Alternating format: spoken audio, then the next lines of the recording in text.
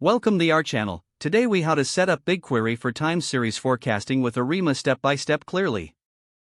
To set up BigQuery for time series forecasting with ARIMA, start by logging into your Google Cloud Console. Create a new project or select an existing project from your dashboard.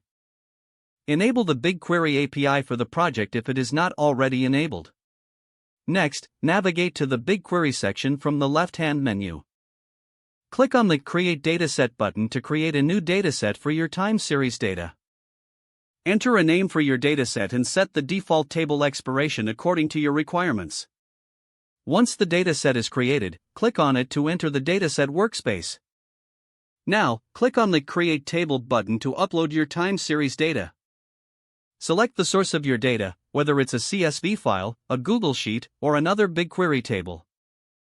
If uploading a CSV file, click Upload and choose your file from your computer. Set the file format to CSV and configure the schema, including specifying the time column and any other relevant fields.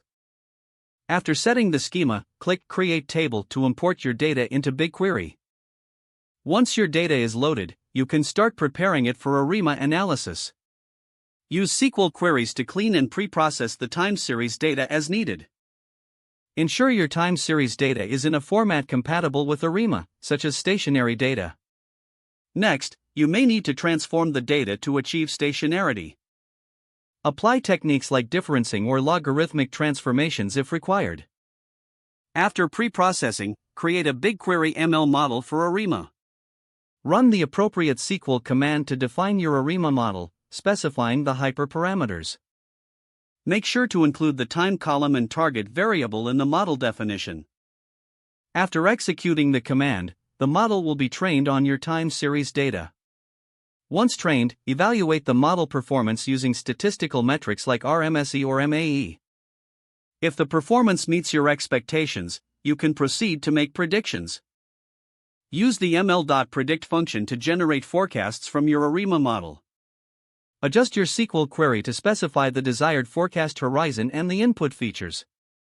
Review the output of your predictions and analyze the results accordingly. Finally, visualize the predictions using appropriate tools or libraries to gain insights from your time series forecasts. Be sure to document your process and findings for future reference or sharing with your team. Don't forget to like this video and subscribe to our channel for more step-by-step tech guides.